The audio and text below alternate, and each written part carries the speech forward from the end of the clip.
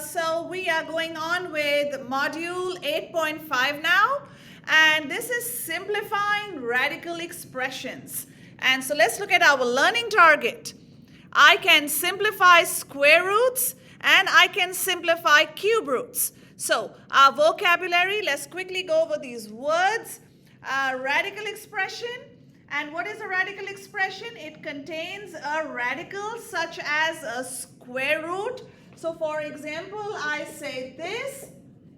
Okay, so this is a radical expression. Remember that this is the radical symbol. This is the radicand. Okay, and then a square root of a number is a value that when multiplied by itself, I am going to get the number. Okay, so for example, what is the square root of 49? I know that 7 times 7 gives me 49. So the square root of 49 is 7. Okay, and a number like 49 is sometimes called a perfect square. So if I have 9, I get 3. So that is my perfect square. For 25, square root of 25, I get 5. That's my perfect square. Okay, so a perfect square is a rational number with a square root that is a rational number. Okay, so it has a square root that is a rational number. So for 2, what is the square root of 4 gives me 2. Square root of 9 gives me 3. Square root of 16 gives me 4. Square root of 25 gives me 5. So all of these are perfect squares, okay? Because the square root is a rational number, okay? And then remember that a square root of a positive number has 2 solutions, okay? Because if I say a squared, right? This can also be, what can a be? A can be positive or it could be negative a, right? So because what I could get a squared is what? I could get, it is a squared, all right? The square root of this. So I could have gotten a squared or I could have got negative a squared, both of them. So I could get a squared or I could get negative a squared, because I will still get that same answer. Okay, because think, negative 7 times negative 7 will give me 49, and 7 times 7 also gives me 49. So that's basically what we mean. Okay, you can have a positive or you can have a negative. Okay, but mostly what do we use? We use the principal square root. And the principal square root is nothing but the positive form, or the non-negative form of the square root is called the principal square root. Okay, so this is what these words basically mean. Now, when I am using the product property of square roots, so the product property of square roots basically means that, let's say I have 4 times 16. Okay, and so this basically means I can do square root of 4 times square root of 16.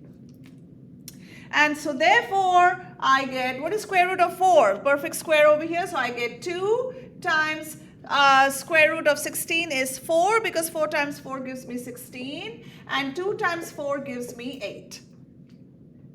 Okay, so this is the product property of square roots. Now, let's look at quotient property of square roots next.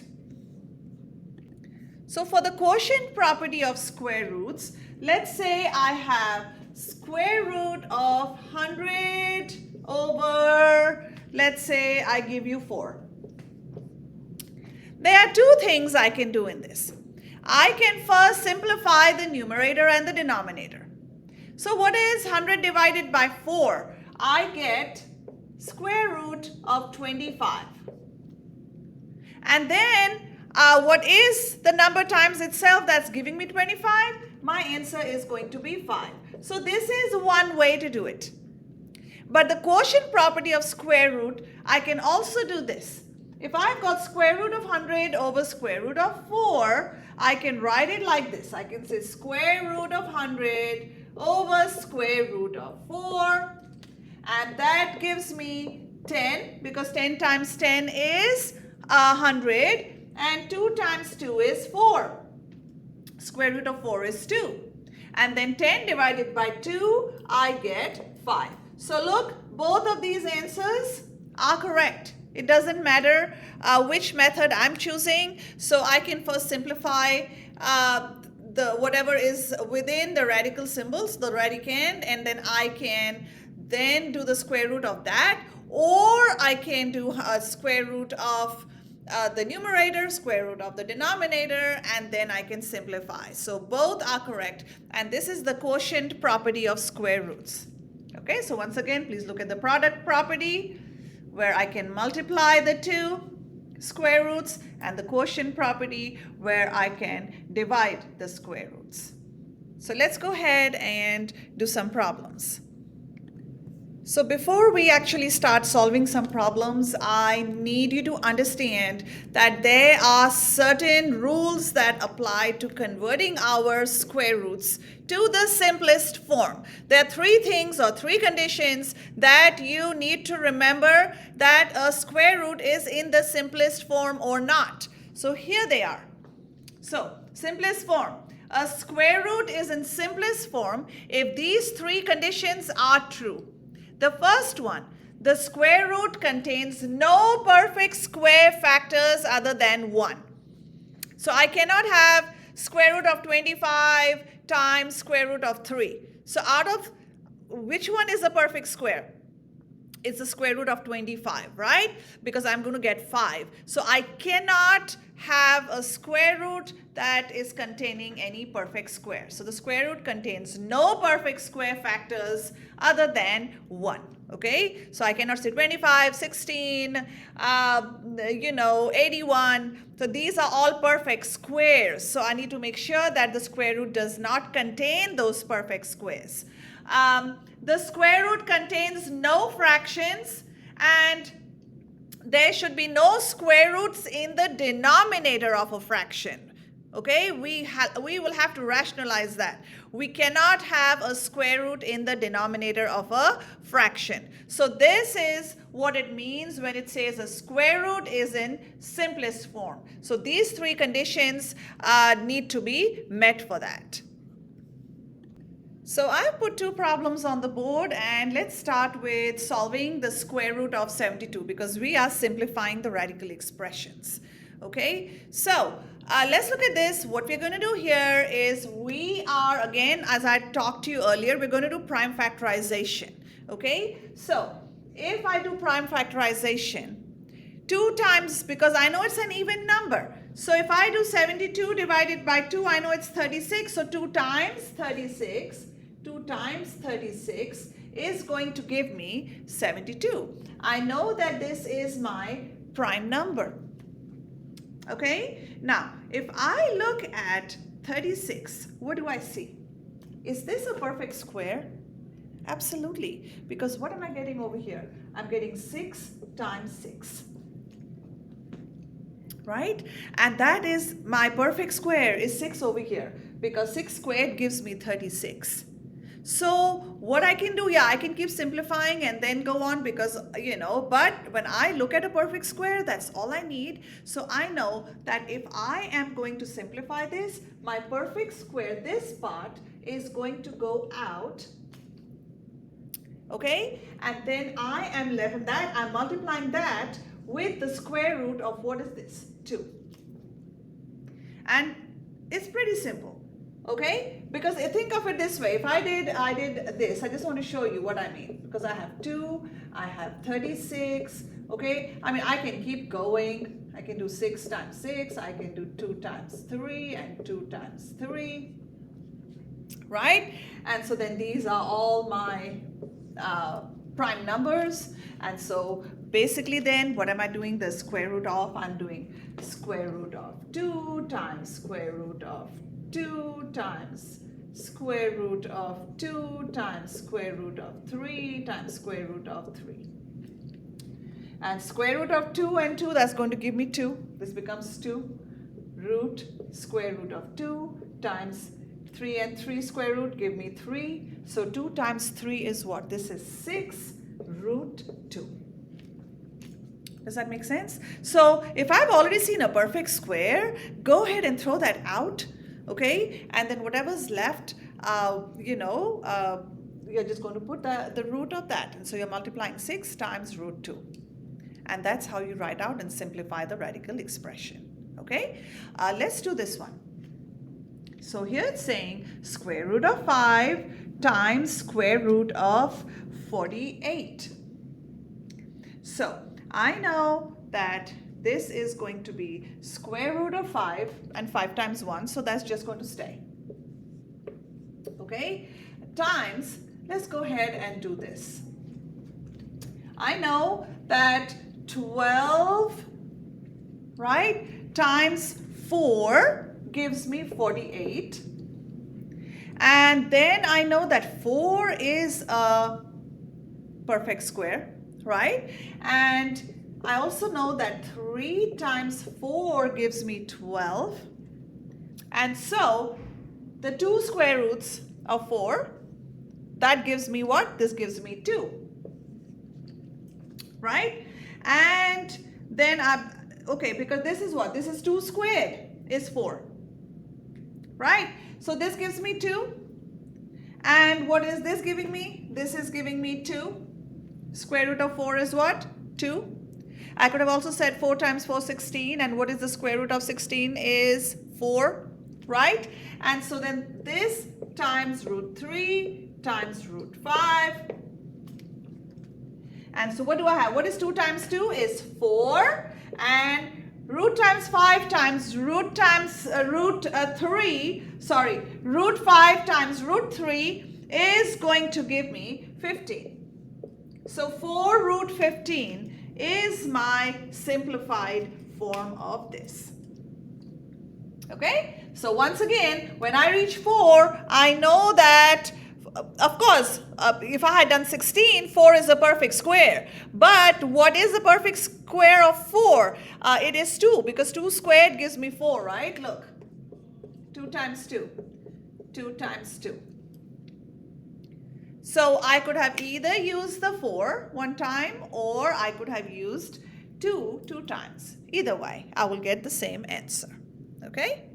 So here are 2 more problems that I have put up on the board. Let me start with the one on the left, and we have square root of 24 over 27.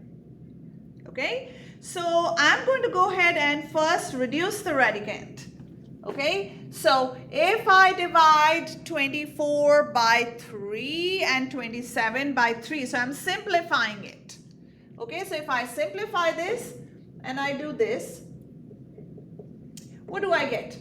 I get square root 24 divided by 3 is 8, 27 divided by 3 is 9. So this is what I get. Okay? And so now I can do a square root of 8 over square root of 9. And remember, I cannot have any perfect square inside.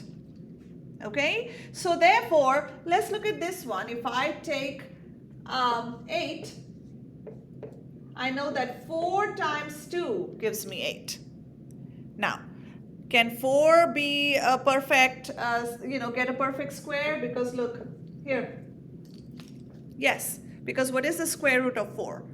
I get 2, right? So therefore, what does this actually mean? So this means I'm going to get, I have these 2, okay, because 2 squared is 4. So therefore, 2 is my perfect square. And remember, I cannot have any perfect squares in my simplified form. So this gives me 2 root 2, okay, because that is left over. And over, what is square root of 9 is 3. And as I can see that in the denominator, I do not have a square root. So therefore, this is my simplified version. Okay? Now, Let's look at the next problem. And in this problem, we have a couple of things going on. So first, what I want to do is I am going to take just the coefficient, which is 525, and I'm going to do the prime factorization. Okay, so I know this is ending in 5, so it's going to be divisible by 5, right? So I get 105, and then again it's ending in 5, so I'm going to have 5, and I get 21, and then I get 3 times 7. Okay, so if I'm looking at this, I have square root of 3 times, what do I have? I have square root of 5 squared, which is here, times square root of 7, right? And then I have, and I'm separating each of them. So I have square root of x to the 4th power times square root of, I can do, if it's to the 5th power, I am going to separate that too in a minute. And then I have z to the 5th power. Okay, so now let's look at this. I am going to have square root of 3 times 5 squared. So that gives me 5 times square root of 7. And I have what is square root of x to the 4th power. This is going to become x squared. And what I want to do with y to the 5th power, I can do y to the 4th power times y. Okay, because I'm trying to, again, remove the perfect squares. So this one here is going to be y to, sorry, not x. This is going to be y to the 4th power times y. Because we know that when I do that, 4 plus 1 is going to give me what? Y to the 5th power, right? And then same thing for the z. I'm going to do square root of z to the 4th power times square root of z. Because we know that that is 4 plus 1, that is z to the 5th power. And as you can see, I am trying to remove the perfect squares, just like I did with the x squared. So now I have square root of 3 times 5 times square root of 7 times x squared times y squared times square root of y times z squared times square root of z. And now I'm just going to put it all together, and I have 5. Right? So I'm going to take out whatever I have simplified, or I have created a perfect square. So I have 5, this one, which is x squared, this one, which is y squared, this one, which is z squared. And then I look at what do I have left inside the radicand, and I have my square root of 3 times square root of 7, which gives me square root of 21, right? And I have, here, I have this y and this z left. So I'm going to write 21yz. And there is my finalized answer. Okay? All right, so let's go ahead and we are going to do another problem. So here's a word problem. Finance. Sarah uses an online calculator to determine how much interest she would accrue in a savings account after 2 years. She plans to invest $750, and the calculator determines that she could have $780 after 2 years. She can find the interest rate R of the savings account by using the formula R is equal to square root of A over P minus 1, where A is the amount after 2 years and P is the initial investment. What is the interest rate? Okay, So we are going to use that formula that was provided to us, and which is R is equal to square root of A over P minus 1. Okay, so where A is the amount after 2 years, which is this. Okay, so we have R is equal to square root of 780 over, we have P, which is 750. Okay, so over 750 minus 1. And then we are going to go ahead and simplify this. I know both of those are divisible by 10, sorry, because they have 0 at the end. And then when I simplify both of them, I am getting, this is equal to square root of, in the simplest form, I'm going to get 26 over 25 minus 1. And so I'm choosing to simplify before I do anything. Okay? And then I am going to use the quotient property of the square roots, and I am getting square root of 26 over square root of 25 minus 1. Okay, and then that gives me what is the square root of 25? That is going to give me 5, right? So I have square root of 26 over 5 minus 1. And so I end up, when I simplify, I end up with approximately 200.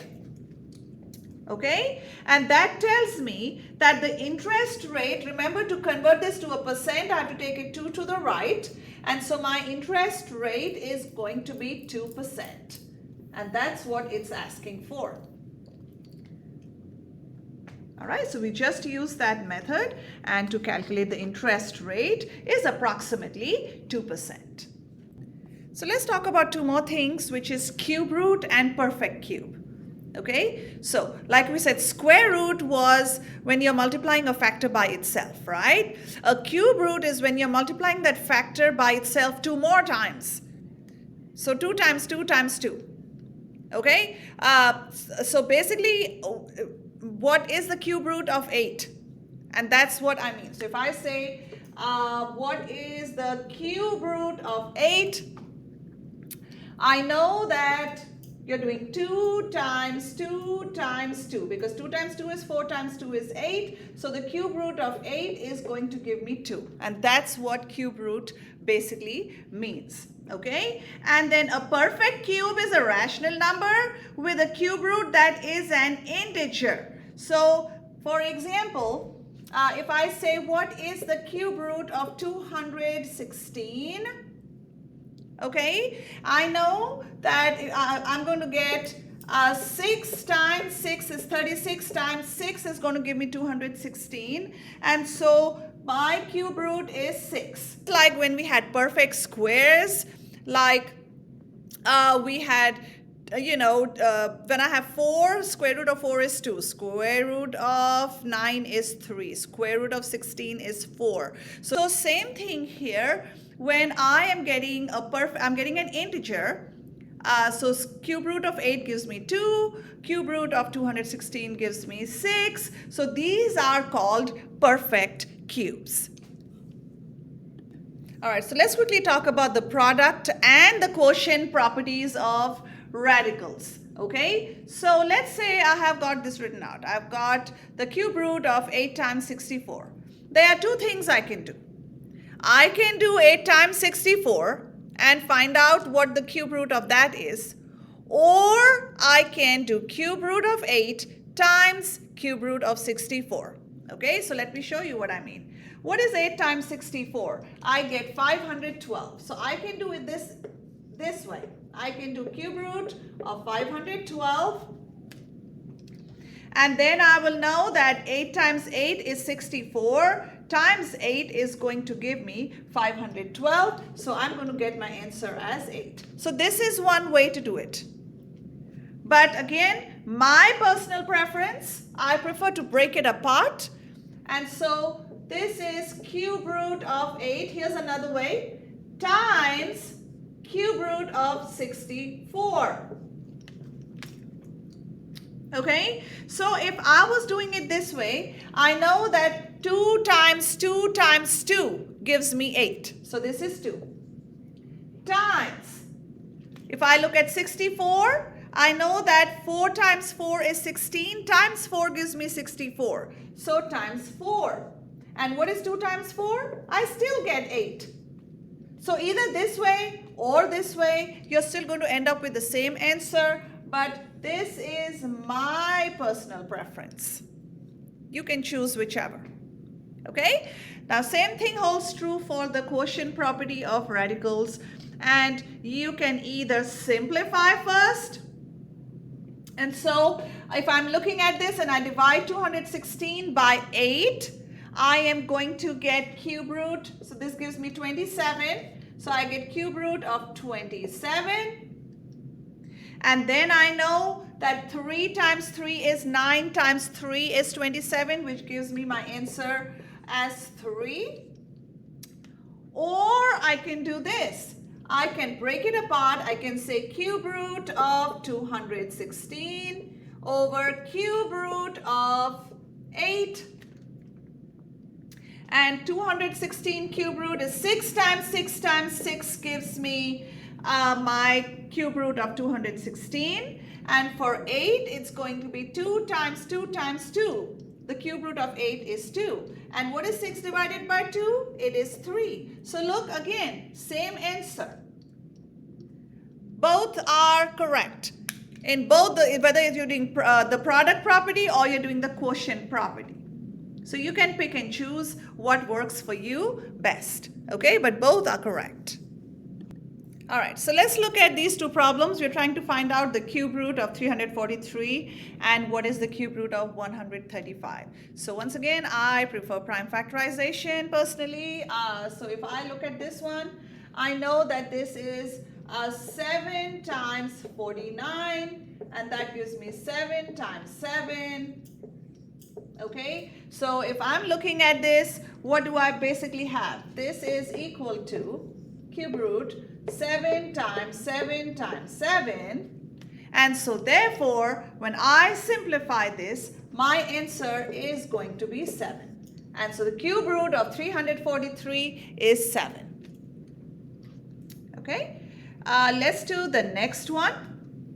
And we are going to go ahead and start simplifying this. And if I look at 135 and I'm doing prime factorization, I know it's ending with a 5, so it is divisible by 5. Okay, so if I divide by 5, I am going to get 27. So 5 times 27 is going to give me 135. Then I look at 27. And I know that 3 times 9 is 27. And then I have 3 times 3. So when I am doing this, my cube root, I have 3 times 3 times 3. 3 times 3 times 3 times 5. Right? So therefore, what does this mean? This means 3 of these.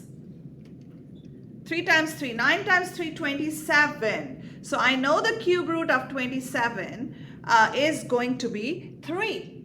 Put cube root. 3 times cube root of 5. Okay? All right. So once again, when I have a cube root of 135, I am going to just do what I just did. And I know 3 of them is 27. And I know that 3 is the perfect cube of 27 because 3 times 3 times 3. So 3 times 3 is 9 times 3, 27. So right here I could have stopped. And I could have put this. I could have done 27, cube root of 27 times I could have done cube root of 5. And then this would have given me straight up 3 cube root of 5 as my answer. Okay? All right. So here are 2 more problems I have put up over here. And I can see that this one, cube root of 2 times, let's go ahead and do this. I know that 6 times 6 is 36, and then I have 2 times 3, and I have 2 times 3.